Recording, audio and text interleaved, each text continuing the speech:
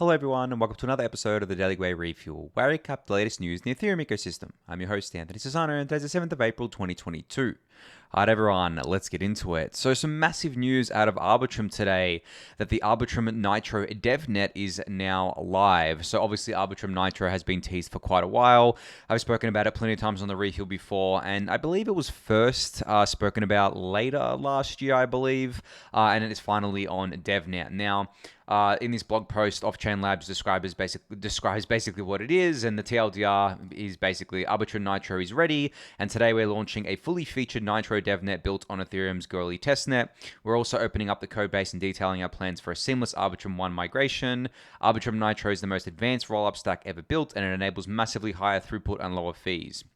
And developers can start building on Nitro devnet by following this kind of link here, and you can get ETH from the Twitter faucet. Now, I'll let you guys read through the blog post yourself, of course, but basically, I want to kind of like make it clear to you that this is Arbitrum Nitro as it will be on mainnet. So this is basically, it's obviously on devnet right now, which, I mean, kind of like the testnet, right, on the Goerli testnet, for developers to kind of familiarize themselves with, but this will be what's deployed to Ethereum mainnet and to, I guess, like the Arbitrum 1 mainnet once it's ready to go there. And also they're talking about the migration here. So the way the migration is going to work is that you won't have to do anything. They want to make it as seamless as possible for both users and developers to basically just keep using the Arbitrum 1 network that they know and love, but with all the benefits that are coming with Nitro, such as faster and cheaper transactions, which I think is really, really cool. I mean, you remember Optimism had to do a Regenesis event when they did their OVM 2.0 upgrade, and it was fine for them to do that at the time because there wasn't much activity on Optimism back then. There was only a few apps,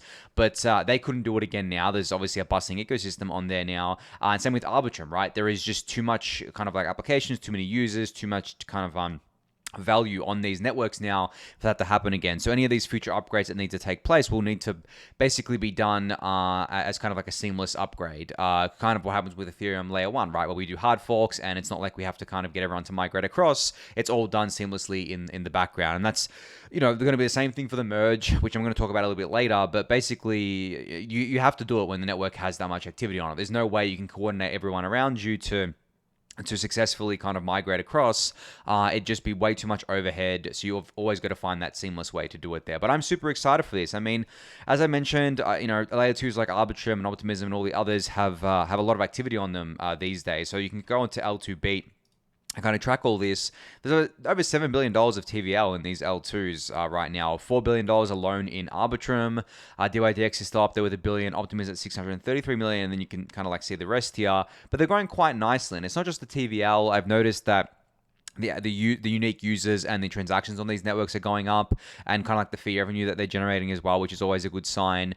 And this is all without native token incentives for something like Arbitrum, right? Like obviously there are projects on Arbitrum that will be doing their own token incentives, but the Arbitrum network itself doesn't have any token incentive. It doesn't have a token yet. I guess it's probably going to have one in the future, but I think the longer that these networks can go with getting adoption without doing a native token, the better. Because then when they do their token, it can act as a complement rather than something that is like critical to the growth and success of the network. And I think that's the way a lot of these teams are playing it. Obviously, I mentioned yesterday, Polygon has their new liquidity mining program for the Polygon POS chain, which is going to be a good case study. I think it's going to be something that'll be really good to study and see kind of like what happens with it and see how successful it is, because then maybe some of these other scaling teams can look at that and use that, right? And use that in their own kind of like program. So that's very, very exciting. But yeah, if you want to learn more about Nitro and everything that it entails and kind of like what the process is going to be going forward from here, definitely check out this blog post. Yeah, I'm super excited about it. And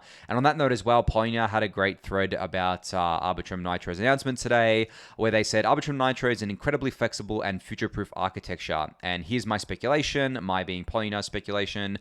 Run any VM, virtual machine, fraud proofs, validity proofs, or future-proofing tech, alternate constructions like any trust, which are strictly superior than alt L1s, and decentralized sequences. And then Polynya continues by saying, a common misconception is that Arbitrum or Optimism will lose because they will forever be optimistic rollups. Firstly, that's ignorant. ORs are incredibly powerful and will be for years to come.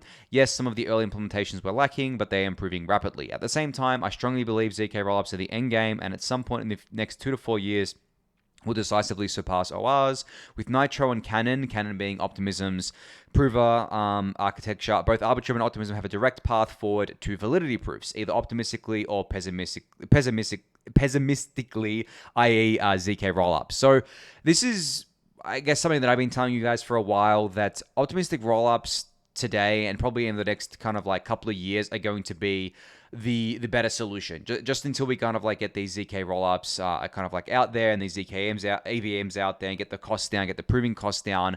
But at the same time, it doesn't mean that they're going to be made obsolete or they're going to kind of like be left in the dust. I really do truly think that there is a world where we have both very successful optimistic and ZK rollups, and then it just really comes down to kind of like the user experience. And as I've described before, it all comes down to the user experience, where as long as the fees, which I believe are going to trend towards zero, are consistent across all of these layer 2 networks, as long as they're fast, right? I mean, realistically, you can get it to be as fast as you want. You can get like sub-second transactions, but realistically, like a 1 or 2 second transaction confirmation speed is fine, right? For end users, they don't care about that. But I guess like if you want it to be faster than that, within kind of like sub-second, maybe machines care about that, maybe bots and stuff like that. But for end users, the way I kind of think about it is when you like load up a website, right? I think the click-off rate for a website goes up dramatically if it takes more than a few seconds to load the page. I think the same thing would be true for a kind of like a transaction on these L2 networks. So, and they're already at like 1 second or less. So, I mean, getting it faster than that, which Nitro aims to do, getting it to kind of like sub-second transaction confirmations here is just the cherry on top, really, at the end of the day. Like, I personally don't mind waiting 2 seconds or even 3 seconds for my transaction to be confirmed. But then after that, it starts to get a bit of a drag, right? Depending on what you're doing. If you're a power user, you definitely want to have it as fast as possible. But it's the same kind of logic that I have towards loading up a website. Like if a website doesn't load within a few seconds, I'll be like, okay, is my internet down? 2, I'll be like, okay, is this particular website down?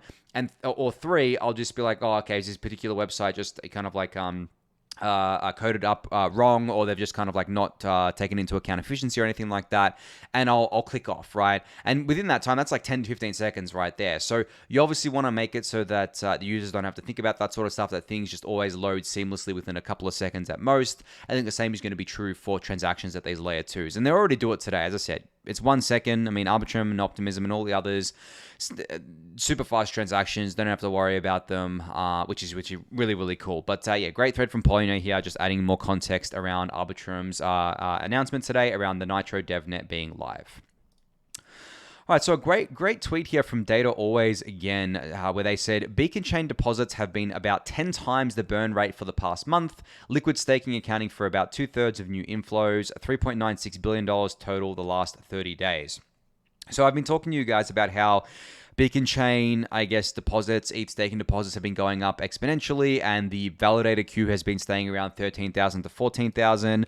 Right now, if I check it, it is 14,100. It went up again. Like, we're clearing 1,200 validators a day, but it just keeps going up. There is so much FOMO to stake ETH right now. It's totally insane. And this chart kind of like shows that. You can see here from basically when the Beacon Chain went live, the rate at which the dollar-denominated kind of ETH was going in. Now, obviously, the dollar denominations are going to change depending on the ETH price, but the ETH price was higher in May of 2021 and in, I guess, like October, November of 2021 than it is today. But today we have more dollar-denominated ETH kind of like staking demand going in. As Data always says here, $4 billion in the last 30 days alone, which is crazy. Now, there is a bit of an issue here, I think, in that a lot of this staked ETH is going in via liquid staking services such as Lido, and I think, as I pointed out the other day, the majority is going through via Lido. Obviously, we want to be promoting alternative solutions like Rocket Pool. There's one called Swell Network that I became aware of the other day, and that, I'm sure there's going to be others out there. But that's one thing that we definitely need to be kind of like conscious of. But at the same time, as I said before, I don't think Lido is that bad. Like, I actually think it's much better than a centralized exchange, for example, because at least Lido distributes the stake rather than kind of like a centralized exchange which doesn't do that. So I think when you kind of like take that into account and think about it from that perspective, it's okay. But then, when you kind of like think about it as kind of like a centralization risk, well, yeah, okay, we could be doing a lot better here. And that's why I promote all the other, staking liquid staking providers, especially the decentralized ones like Rocket Pool, because we definitely want to kind of like push more adoption there and want to be aware of it. Now, it's not something that I see a lot of people talking about, and I guess that's because it's just kind of like a more of a nuanced issue. It's kind of like the client diversity thing, and it's kind of like hard to convince people to go with one solution over the other if they've already made their mind up. And it's also kind of like, I guess, a awareness thing. Like, a lot of people may be aware of Lido but not aware of Rocket Pool, and that comes back to marketing. I actually think that the one thing that the Rocket Pool ecosystem is lacking is marketing and business development. That needs to ramp up if they want to grow to what they want to get to. And I know a lot of people that are a part of the Rocket Pool community listen and watch my show, so take that as a bit of feedback, guys. Like, if I had to give any feedback, it would be that you need to ramp up marketing and business development, because Lido definitely does a lot of it, right? They do a lot of marketing and BD, especially in the background, and they're able to onboard bigger players because of that as well. So that's something that Rocket Pool and other services should focus a lot of their efforts on if they want to take market share away from Lido, because if they don't, then yeah, I mean, it's just going to, the liquid ETH stake is just going to keep being concentrated within the Lido ecosystem, which just is going to be the way it is for now. But anyway, cool to see a lot more ETH going into staking regardless. Very excited to see this trend continue over the coming months. All right, so actually I'm going to cover this tweet first. I put out 2 tweets today. I was feeling incredibly bullish, so I was like, you know what, screw it. The ETH price already dumped. If I put out bullish tweets now, it's probably not going to dump the price, and it didn't. But anyway, jokes aside, I put out this kind of like tweet where I summarized the merge. I said the merge summarized, and you guys know all this already, but I'm just going to go through it for the sake of for the sake of it. The Ethereum network will be fully proof of stake, right? No more proof of work. Miners completely gone. It'll be a full proof of stake network, one Ethereum network secured by the Beacon chain. And because of this, there will be a 99.98% energy use reduction, which is an actual figure put together by people who did actual research on how much of an energy reduction that will be coming with proof of stake. This isn't just me pulling a number out of my ass. This is backed by real research. Then there's an 80 to 90% ETH issuance reduction, which we all know about already. This is something that gets talked about a lot. It's called the triple halvening, as the term coined by Squish Chaos. I don't need to repeat myself there. The staked ETH APY is going to increase. That's because of the unburnt fee revenue going to stakers and possibly MEV as well. I've talked about that a lot. ETH becomes net deflationary because right now, as long as the gas price is above 20 Gwei, it's enough to keep ETH net deflationary every single block post-merge, which I think a lot of people aren't aware of. I think people are still hung up about, and this is like the lowest IQ take that I see when people say things like, oh, but ETH has a limited supply. It doesn't have a supply cap, blah, blah. And it's like, guys, like, pay attention. Like, stop being stupid and just pay attention for a second. Like, I just can't believe that people are still saying this when it's kind of like that. You can see that we're burning ETH, and post-merge, you can see what the issuance is going to be. It's not hidden. It's literally directly coded into the protocol. It's freely available information. And you can see that post-merge, as long as the gas price is at 20 Gwei, I think, or above, ETH will be net deflationary every single block. So who gives a shit about a supply cap, right? I just, it's just puzzling to me. And most of the time it's just Bitcoiners, and I think the Bitcoiners are just coping here and just trying to kind of like be bearish on ETH when it's kind of impossible to be bearish on ETH. So yeah, anyway, mini rant over there. And then the last point is one that's very, very misunderstood, I noticed from reading through the replies, where I said no new ETH enters circulation until at least 6 months after the merge. Now, you guys know this is because withdrawals of staked ETH and rewards aren't enabled until the Shanghai update, which doesn't come out until at least 6 months after the merge. So there's a lot of confusion around this still, like a lot. People are like, how can there be no new ETH entering circulation? Well, it's because like all the rewards earned up until this stage from December 1st, 2020, when the Beacon chain launched, to today, or until the merge, are still locked post-merge because we don't have that withdrawal logic in kind of the network. So no one can withdraw any of the rewards, and they can't withdraw, and they also can't withdraw their staked ETH as well, right? And then there's a limit on that as well because there's an exit queue. And then I finished this tweet off by saying you don't own enough ETH. I mean, none of us will ever own enough ETH. I mean, like it's just, I mentioned this yesterday where I said kind of like how bullish I was on ETH and how bullish I continue to be, and I just get more bullish over time. But I'm not going to rehash that. What I wanted to focus on here actually was one point, which was this energy use reduction. I really do think people still underestimate how good this is going to be for the Ethereum narrative in the mainstream non-crypto space. Because if you think about it, the narrative right now around proof of work is horrible, and it's so bad that but the majority of people that aren't in crypto hate crypto because of proof of work, especially the NFT crowd. Now, imagine when we basically get off proof of work and we don't have to deal with that anymore. We can basically say, look, we changed from proof of work to proof of stake. We've reduced our energy footprint by 99.98%. And, you may think that NFTs are scams, but at least, they're not harming the environment anymore, sort of thing. And on top of that, then, and this is actually bad for Bitcoin, there's going to be a lot of people asking the question of, why can't Bitcoin do this? And now, obviously, those of us in the ecosystem know exactly why it's not just an easy thing for this to happen. I mean, it wasn't an easy thing for Ethereum to switch from proof of work to proof of stake. And obviously, for Bitcoin to do it would be it wouldn't be a technical challenge. It would be a social challenge. Now, that narrative is going to get even worse for Bitcoin. They're going to have to deal with the proof of work is bad narrative, whether that's right or wrong, it doesn't matter. They're going to have to deal with all the hate that comes with that. And they're going to be the only network that has to deal with it because the rest of them don't really matter. Like Dogecoin and Litecoin, they're tiny compared to Bitcoin in terms of energy use, so they don't matter at all. And Ethereum will no longer be proof of work after the merge. And then they'll have to deal with everyone saying, well, Ethereum changed, why can't you? And I know Bitcoiners don't care about this, but it actually does harm adoption, I think, of Bitcoin, because a lot of the bigger money isn't going to want to touch Bitcoin if it becomes too toxic. And it's sort of like how a lot of the bigger money doesn't want to touch certain kind of like things if they become too toxic, certain brands and stuff like that, certain stocks, certain companies.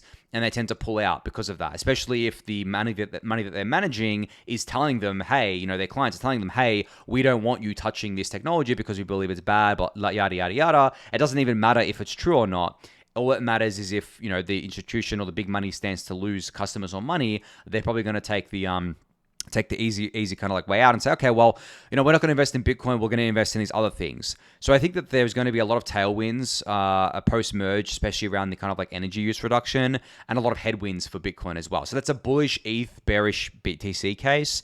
And that staked ETH APY increasing as well is going to lead to a lot of new ETH being locked up, which I think people don't realize that is happening right now. That's why the validated queue is so big, because a lot of people finally clued into the fact that, hey, that post-merge, the APY is going to spike and you're going to get like a near risk-free yield on your ETH. And if you do it through liquid staking services, you can still keep exposure to the ETH and still use that in DeFi and things like that. So yeah, taking this all together, guys, the merge is going to be the most bullish thing in Ethereum's history to happen. I can't think of anything else that would be as bullish, to be honest. So this is really it. And I don't think that it's not like ETH is not going to keep increasing in value after the merge or, for years after the merge. No, not at all. But in terms of the impact that the merge is going to have, as I summarized here, there's nothing else in Ethereum's roadmap that will come close to this. Yes, obviously sharding is a really big deal. Yes, there's a few EIPs in there that are a big deal. Yes, stuff like statelessness and vertical trees are a big deal.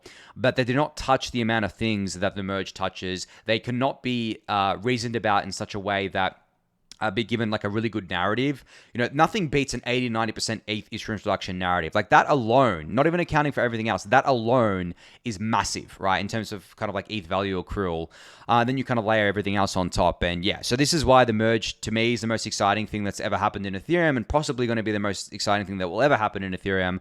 But that doesn't mean there won't be a ton of other exciting things coming down the pipeline. But if you're around now, guys, you are literally going to be a part of history and going to be a part of the biggest thing to happen in Ethereum, let alone crypto. I think this is the first time that a large crypto network will be hot swapping their consensus from proof of work to proof of stake. This is unprecedented. So again, you stick around for the merge for sure, because it's going to be something really, really amazing. It's going to be something really, really cool to be a part of. And I think just having that memory is gonna serve you well going forward. So yeah, anyway, that's enough on that tweet. And then I put out another tweet, which was, again, I believe very bullish, where I said, Michael Saylor started buying BTC in August of 2020 and has so far accumulated 129,000 BTC worth $5.6 billion, of which he can sell whenever he wants. The Ethereum network started burning ETH in August of 2021 and has so far burned 2.08 million ETH worth $6.6 billion, of which can never be recovered. So obviously, this is not like a direct comparison. It's kind of like maybe apples to oranges. But the point of this tweet was for me to show that in half the time that it has taken Saylor to accumulate BTC worth less than the amount of ETH that's being burned, we've burned like more ETH than Saylor's accumulated in just half the time. And on top of that, Saylor can sell whenever he wants. He says he's never going to sell, but doesn't matter what he says, right? Like, I don't trust what people say, especially people like Saylor, and he could be forced to sell for any number of reasons as well. Maybe he dies and the BTC goes to someone else that sells the BTC or anything like that, right? You can't just say he'll never sell or it'll never be sold, because that's just not a guarantee you can make. Whereas with the burned ETH, the only way to recover this ETH, like I said, of which can never be recovered because I ran out of tweet space, there is one way in which this can be recovered, and that's if the entire Ethereum network was to put through an EIP that basically says, hey, let's recover all the burned ETH and put it back into circulation. The chances of that happening are basically 0%. Like, it's not exactly 0%, of course, because there's always a chance it could happen for whatever reason, but it's pretty much 0%. So from that point of view, you can have a guarantee, or almost a guarantee, a 99.9999% guarantee that ETH is gone forever, never be recovered, and you can verify this by looking at the Ethereum network itself. And guys, this ETH burning exists forever and ever and ever. It doesn't stop. It will exist for 100 years from now, 200 years from now. As long as the Ethereum network is live and people are using it and paying gas fees on it, there will always be some amount of ETH being burned perpetually forever, unless, again, the network or the community decides to remove the burn or something like that, which can happen, right? But I don't see a reason why that would happen anytime soon or ever, to be honest. Maybe it does. I mean, who knows? In 100 years, maybe something happens to make that happen. But yeah, the Ethereum network is going to be perpetually burning ETH for as long as 1559 exists on it. So yeah, again, if you're not bullish enough already, there's another kind of like bullish tweet for you guys. And I think that the funny thing is that there are probably a lot of big money out there that have been buying ETH as well since Saylor started buying BTC, and they just aren't publicizing it like Saylor does. So yeah, I don't know. I think this is, I mean, you look at the ETH BTC ratio, it's outperforming, right? It has outperformed since August of 2020 as well. And I think that nothing can stop the ETH train at this point. Anyway, enough bullish stuff for today. I got a couple of other updates to get through, and then we'll end it up. So Loopring put out their Q1 22 report, which is what we kind of like an update report here that you can kind of read through. A lot of great stuff here. So major milestones as listed here in the blog post. Over $4.6 billion in trading volume on Loopring L2, over 3 million NFTs minted, over 65,000 L2 accounts, and almost 30,000 Loopring smart wallets are now activated, with over 12,000 new wallets added in Q1 alone. You can see the growth here has been awesome for Loopring. Kind of like flattened out during last year, but has kind of exploded in value over Q1. I think that's due a lot to their marketing and business development efforts. They seem to have a very big army behind them. They're obviously doing stuff with GameStop and things like that. But yeah, very cool to see this, because Loopring is one of those L2 ecosystems that are kind of like built from the ground up. They're their own ecosystem. They're kind of building their own thing, and they're not piggybacking off any of the other existing technologies, and they have full control over their whole stack, which is a really cool approach, I believe. And they're actually, driving value with not only with their trading volume, with their exchanges, but with NFT minting, and with their smart wallets and Loopring Pay and all that sort of stuff. So very, very, very cool to see this. You can read this whole blog post for a detailed breakdown of everything Loopring, but very, very exciting times for them. The growth has been amazing. I hope it continues for them. I mean, Loopring is a very, very Ethereum aligned team. They've been building in Ethereum for a very long time now. I think since 2017 is when they did their ICO. So they're not a new team. They're an old team that has just been grinding away, building cool tools for people to use. And if you're not on Loopring yet, be sure to get on there. I mean, the smart wallets are awesome. They're kind of similar to Argent's smart wallet, if you've used that before. And on layer 2, it costs a lot less to create one of these wallets. On layer 1, it costs hundreds of dollars, I think. And that's why kind of like it was moved to layer 2 as well. But definitely check it out. I'll link this in the YouTube description below. All right, finally here we have Polygon with an update on their kind of Polygon Avail solution here. So essentially, they've said they're sharing their vision of Polygon Avail, which is a new data availability blockchain that improves scalability across the board. Now, the way you can think about Polygon Avail is it's basically Polygon's answer to Celestia. If you guys have been looking into Celestia lately, and you can kind of like see how it all works here. You have Avail as the data availability layer, you have the execution layer, and then you have the settlement layer, obviously being Ethereum there. The execution layers can be anything from basically validiums and validities to any trust chains with Arbitrum and stuff like that. And Polygon Avail just acts as like that data availability layer, which I find to be very, very cool. And these are kind of like these hybrid scalability solutions that I've talked about before. They're not technically layer 2s or rollups if they kind of like have their data not secured by Ethereum layer 1 itself, but they're still much more secure than Alt L1s and stuff like that. But you can read the blog post here to get more information on Polygon Avail and how this kind of like all works. And they've also announced that Avail is going to be on testnet in Q2, which is awesome. I mean, we are in Q2, like April, May, June is Q2, guys. So they'll be sharing kind of like more on this as time goes forward, and kind of like when that goes live, obviously they'll be announcing that as well. So very, very cool to see this. Definitely give this blog post a read if you haven't yet. I'll link it in the YouTube description. All right, I have a few minutes left here, guys. Want to kind of like touch on one thing. And I mean, it's kind of market related, but not really. So the market, people kind of like, actually, okay, let me take a step back here. I wanted to touch on what I think is really, really silly, and what people do a lot within the crypto ecosystem around the market is that the market will be bullish for like 2 or 3 weeks, like we've seen in the past 2 or 3 weeks. It will be basically up only. I mean, if I look at the chart right now, ETH bottomed at around March 14th at $2,500. We went to almost $3,600 on April 4th, which in basically 3 weeks we went up only with basically a little bit of down movement on a day or so here. And now we've come down from 3,600 to 3,230, and people are like, oh my God, like what's happening? Are we bearish again? Is it a bear market? It's like, what? Like, I don't understand. Like, I know a lot of people are shit posting, but there are a lot of people who are being serious when they say this. And I'm like, guys, like, what are you talking about? We just went up from 2,500 to 3,600 in 3 weeks, right? And that's ETH moving up. That's not just some random coin moving up by a decent amount. That's ETH, which requires billions of dollars to move up. You don't think that people are going to take profits? You don't think that traders, especially the ones that are leveraged, are going to close out their positions just to play it safe? Of course they are. So again, I mean, this isn't investment advice. This is just me kind of like trying to bestow a lot of the experience I've had in these markets. Like, looking at this sort of day-to-day stuff is so pointless. That's why I don't talk about day-to-day crypto stuff. I know there are other channels out there that do, and some of them are actually pretty good. Like I mentioned Benjamin Cohen before. He talks about the markets every single day. But the thing with Ben is that he actually takes the macro view. Even though he's talking about the day-to-day movements, he's always talking about the macro view, which is the longer-term view. And that's kind of like what I talk about too. Like, I always talk in years and sometimes decades. I'm not looking at the day-to-day stuff. Like, who cares about the day-to-day stuff? Like, really, at the end of the day, if you cared about the day-to-day stuff in 2019, where ETH was like $100 to $200, and you were like, oh, ETH went up, oh, it's gone back down, oh, ETH went down, and you weren't buying, you were just waiting to buy, what was the point, right? Like, you could have bought at ETH, I think, went from $1 to $360 in 2019. It was between that range for the whole year. Obviously, pretty volatile and things like that, as crypto is. But if you had bought at any point in that and just kind of like waited it out, you'd be fine now, right? You'd be up a ton. You'd be up like almost 10 times still if you bought the top, right? And it didn't stay at 360 for long.